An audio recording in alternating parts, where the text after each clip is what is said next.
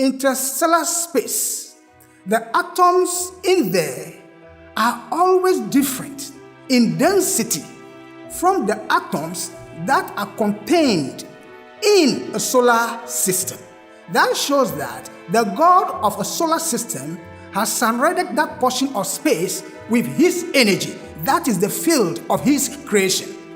Now, science says that there is a heliosphere. Talking about our solar system, science tells us that there is a heliosphere, and that heliosphere can be likened to aura, an energy field that protects the solar system against cosmic rays and energies from other solar systems and galaxies.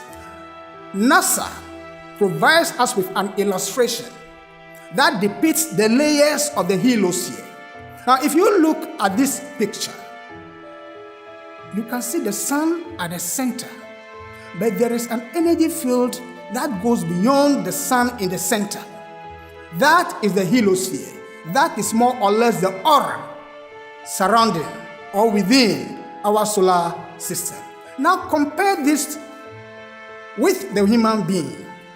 You see that the human being also has energy centers, 7 energy centers, just as there are 7 planetary spirits before the throne of the God of the solar system.